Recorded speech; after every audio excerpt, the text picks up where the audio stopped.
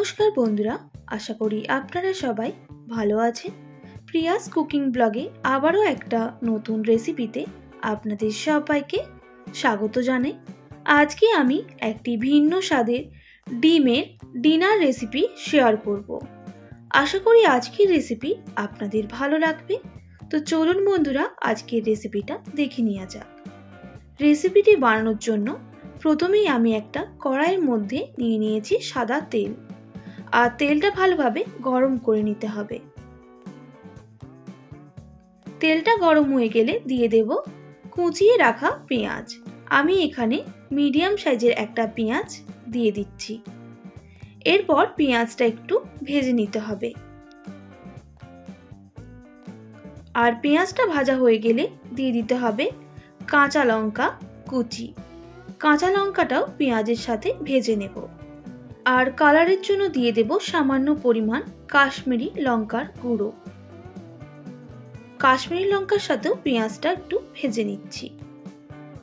আর পেঁয়াজ ভাজা হয়ে গেলে গ্যাসের ফ্লেমটা লোতে করে আমি এখানে ডিমগুলো ভেঙে নেব।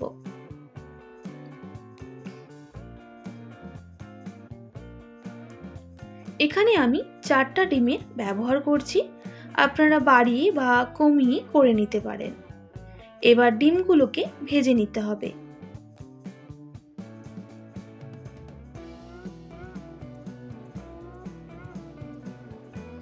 এই সময় গ্যাসের ফ্লেমটা হাই করে দেব। পরিমাণ মতো লবণ দিয়ে দিতে হবে।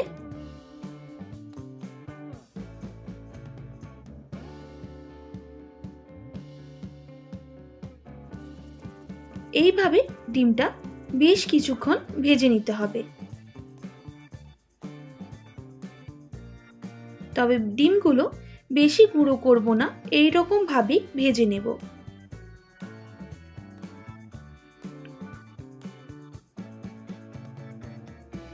ডিমগুলো ভাজা হয়ে গেছে, এবার নামিয়ে নিতে হবে।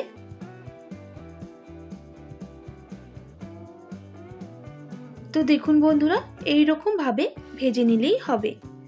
এরপর ওই কড়ার মধ্যে দিয়ে দেব আবারও সামান্য পরিমাণ সাদা তেল। আর তেলটা গরম হয়ে গেলে দিয়ে দিতে হবে কেটে রাখা পেঁয়াজ। আমি এখানে 2টো মিডিয়াম সাইজের পেঁয়াজ এইভাবে কেটে রেখেছিলাম, সেটা দিয়ে দিলাম। এবার পেঁয়াজটা ভেজে নিতে হবে। পেঁয়াজ ভাজা হয়ে গেলে দিয়ে দিতে হবে আদা রসুনের পেস্ট 1 টেবিল চামচের মতো। আদা রসুন ভালো করে ভেজে নিতে হবে যতক্ষণ না কাঁচা গন্ধ চলে যাচ্ছে।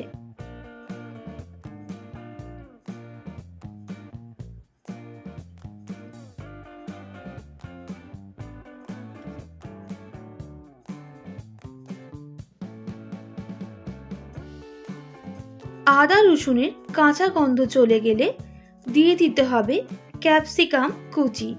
আমি ক্যাপসিকামগুলো এইভাবে কেটে রেখেছিলাম, সেটা দিয়ে দিতে হবে। ক্যাপসিকামটাও ভেজে নিতে হবে।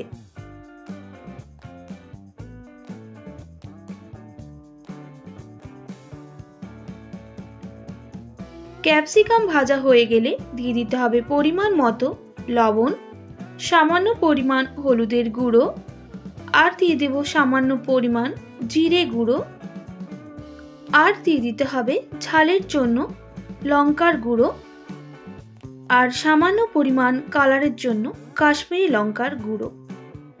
এবার সমস্ত শুকনো উপকরণগুলো মিক্স করে নেব। তবে গ্যাসের ফ্লেমটা আমি লোতে রেখে মশলাটাকে একটু মিক্স করে নিতে হবে।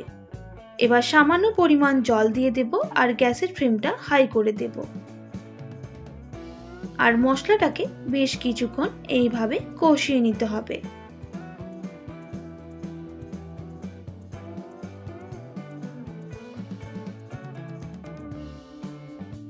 তো দেখুন বন্ধুরা, আমি এইভাবে বেশ কিছুক্ষণ কিন্তু মশলাটাকে কষিয়ে নিলে মশলা থেকে অলরেডি তেল ছাড়া শুরু করে দিয়েছে।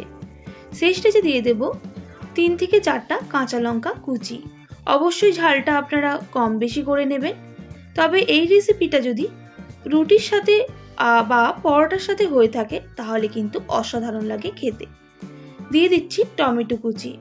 আমি একটা মিডিয়াম সাইজের টমেটো কুচিটাও অ্যাড করে দিতে হবে। এবার সমস্ত উপকরণ ভালো করে ভেজে নেব।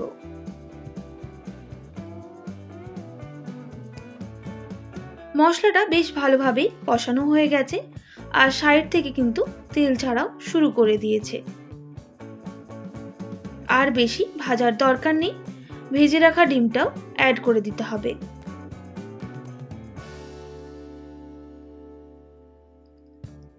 আর ডিমগুলোর সাথে মশলাটা ভালোভাবে মিক্স করে নিতে হবে।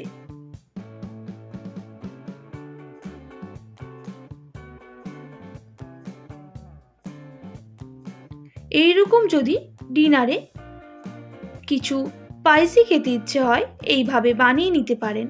ছোট থেকে বড় সবাই কিন্তু আঙুল চেটে খাবে। তো দেখুন বন্ধুরা, ভালোভাবে কষানো হয়ে গেলে আমি এখানে উষ্ণ গরম জল অ্যাড করে দিতে হবে পরিমাণ মতো। আবারও ভালো করে মিক্স করে নিচ্ছি। আর 3 থেকে 4 মিনিট সময় নিয়ে এটা ফুটিয়ে নেব।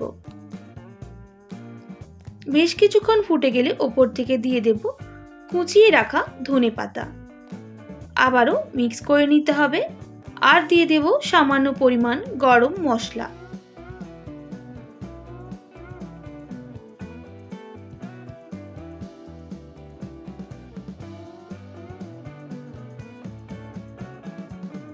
এইভাবে বেশ কিছুক্ষণ ফুটে গেলে সামান্য পরিমাণ চিনি অ্যাড করে দেব স্বাদের জন্য।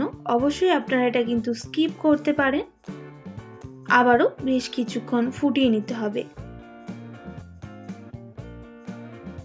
তো দেখুন বন্ধুরা, জলটা কিন্তু শুকনো হয়ে এসেছে। আর একটু ফুটিয়ে নিলেই কিন্তু একদম রেডি হয়ে যাবে আজকের রেসিপি।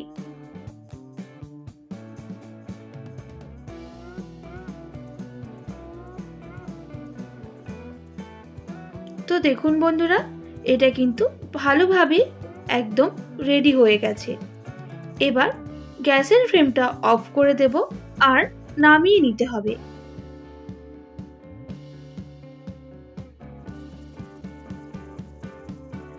তো দেখুন বন্ধুরা, দেখতে কতটা সুন্দর হয়েছে আর কতটা লোভনীয় হয়েছে। এইভাবে অবশ্যই একবার কিন্তু বাড়িতে ট্রাই করবেন। ডিনারে কিন্তু রুটি, ভাত, পরোটার সাথেও অসাধারণ লাগে এই রেসিপিটি। আশা করি আজকের রেসিপি আপনাদের ভালো লেগেছে। ভালো লেগে থাকলে অবশ্যই একটি like, comment, share and subscribe করে আমার পাশে থাকার অনুরোধ রইল। পাশে থাকা বেল আইকনটিও প্রেস করে দেবেন, তাহলে নিত্য নতুন রান্নার ভিডিওগুলো আপনাদের কাছে পৌঁছে যাবে। আজকের মতো এতটাই। আবারও নতুন কোনো রেসিপির সঙ্গে দেখা হচ্ছে। আপনারা ভালো থাকবেন, সুস্থ থাকবেন। আর এতক্ষণ ভিডিওটি দেখার জন্য অনেক ধন্যবাদ আপনাদের সবাইকে।